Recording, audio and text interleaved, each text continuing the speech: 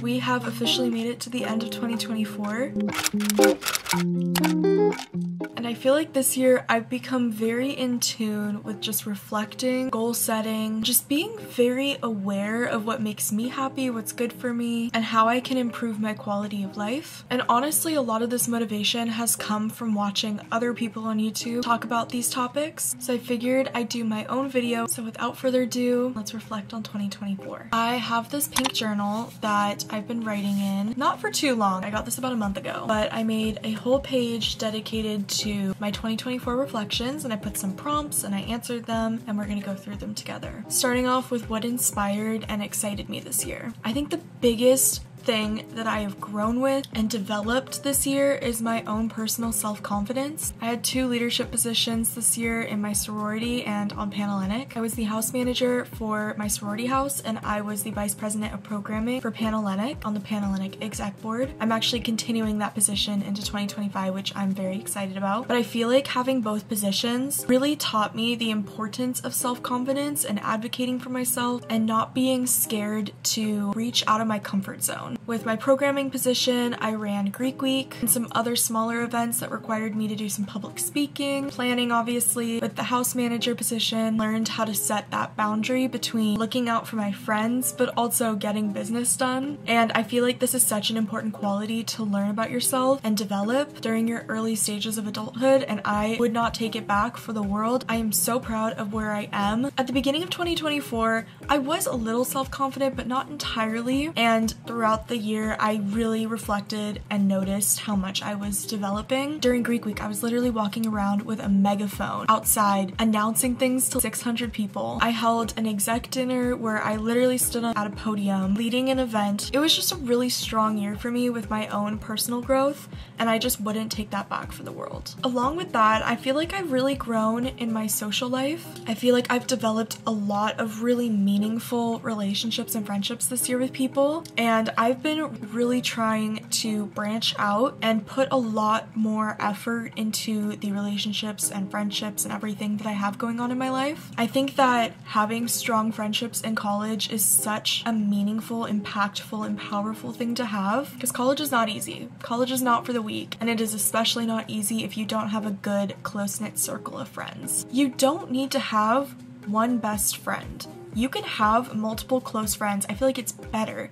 to have multiple close friends. You bond in different ways. You can do different things with them. Like my friend Bella, her and I, we don't need to hang out every day. We do text daily, but we maybe hang out once a week, once every other week, and we are still super close friends. One of my close friends from high school currently lives in Washington. I'm in Southern California. We don't live close to each other, and we send streaks every day to stay in contact, and we still share really big milestones with each other, and I just think that's really special to be able to have friends like that. There are other people who I'm very close with who I didn't mention, but I'm very grateful for everyone in my life. And the last thing that inspired and excited me in 2024 was how hard I worked on my YouTube channel. I've had this channel since I was in middle school, and I've posted on it pretty inconsistently since I was in middle school, and I feel like not until 2024 did I actually put a lot of effort into this channel. I've been posting pretty consistently, almost weekly, for an entire year, and I have definitely grown my channel. I don't know what my subscriber count was at the beginning of 2024, but the growth of subscribers is definitely significant to me. I feel like what has really shown my growth throughout the year on this channel is my overall quality of content. I feel like it's a lot more thought through,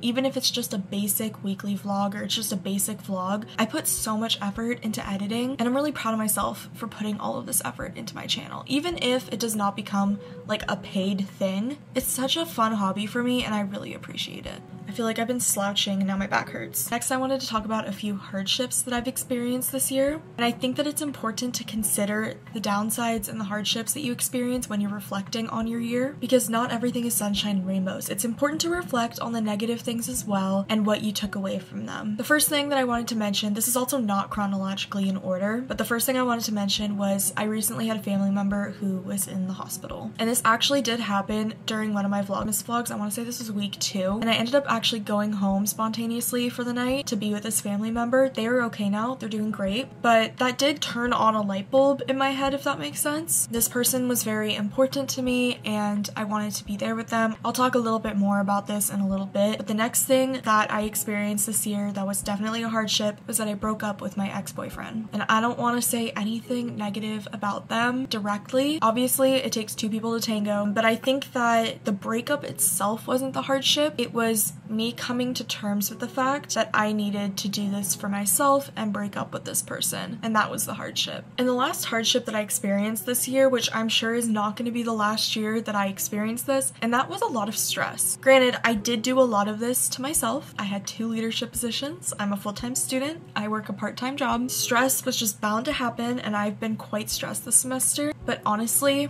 I don't regret it. I don't regret any stress that I have experienced this year, and I think I've actually done a really good job of learning how to manage this stress. So while it was definitely not pleasant to experience, I wouldn't take it back. Let's talk about some new skills and some new things that I learned this year. First is gonna sound stupid, but nail designs. I've been really getting into nail designs. I don't know if you can see my nails right now. They're cute little Christmassy nails. I did a little gingerbread guy. I have a bow on one of my fingers. I've been really popping off with the nail art recently, and I'm very proud of myself because I feel like I've always been kind of nervous to do nail art, but now I want to do it more. The next thing that I've learned is that it is so important to speak up for myself. I feel like, again, I already talked about this, but I feel like my self-confidence has really grown this year, and I've gotten really, really good with speaking up for myself. There is a bad way to speak up for yourself. You have to do it respectfully and you have to do it responsibly. But I feel like I've done a really, really good job of looking out for myself and speaking up for myself when needed. And like I mentioned earlier, family is so important to me,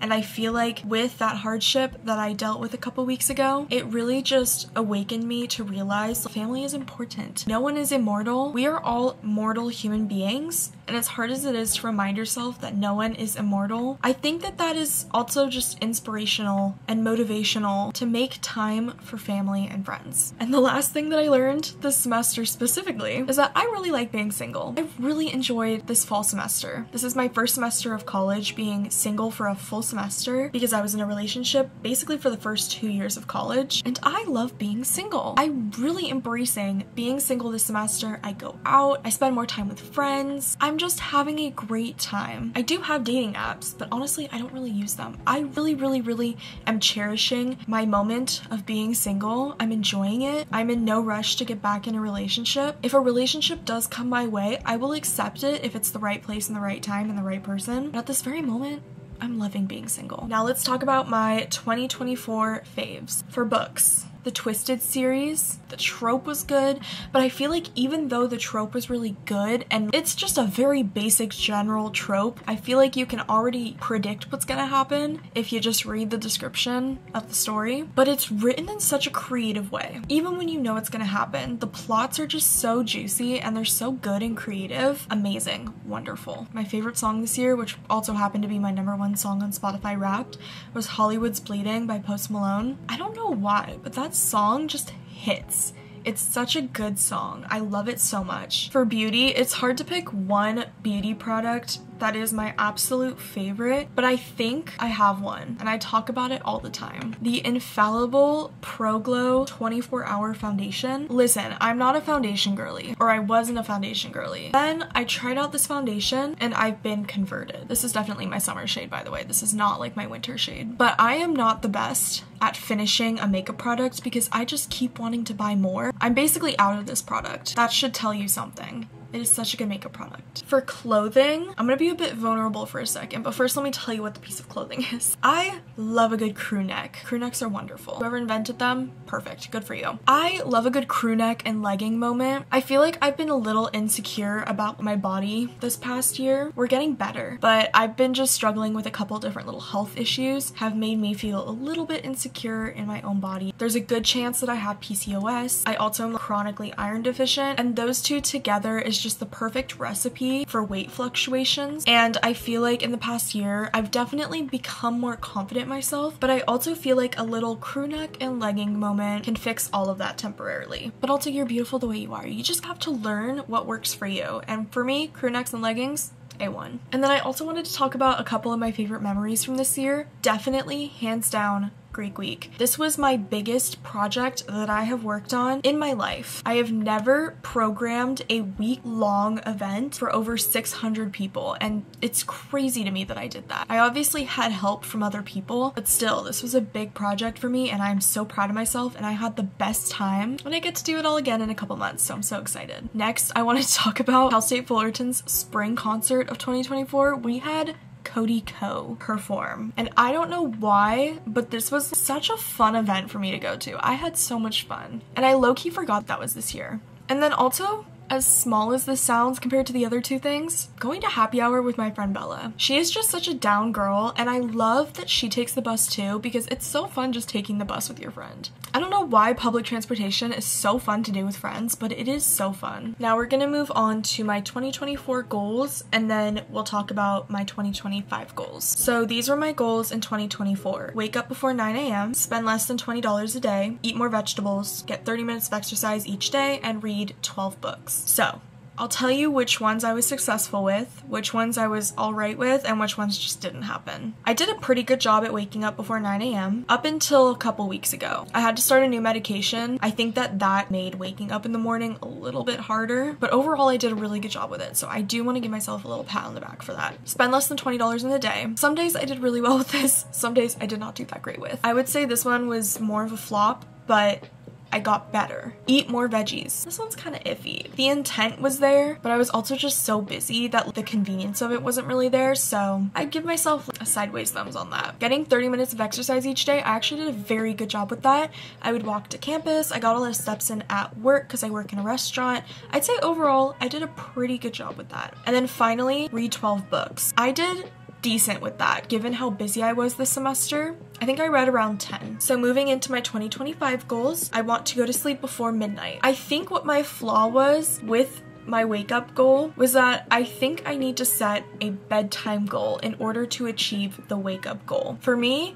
it is in my brain already that I like to get 7 to 8 hours of sleep every single night. But I think what was a struggle for me was going to sleep at a time that would give me those hours of sleep and also not wake up at 11. I would like to adjust my spending limit for the day to $25. $20 is pretty realistic, but I would just like to adjust it to $25. I'm gonna adjust my reading goal to 10 books. It's a little bit more attainable for me, especially since I have so much going on. And then I wanted to add a couple. I would like to journal 1 to 4 times a week, and my last goal for 2025 is to visit home more often. I'm a very independent person. I like to be in my own space. I like to live for myself and take care of myself. But as I've become more aware that my family is not getting any younger, I do want to go home, visit them more, and just enjoy their presence, enjoy that it is currently pretty accessible for me to go home. It's just 1 train ride away. So those are all of my reflections for 2024. I am actually very proud of my growth this year, just in general, and I am so excited for 2025. If you guys have any reflections, video requests, anything like that that you would like to share in the comments, feel free to do that. And I will talk to you guys very, very soon. Happy New Year's. Bye!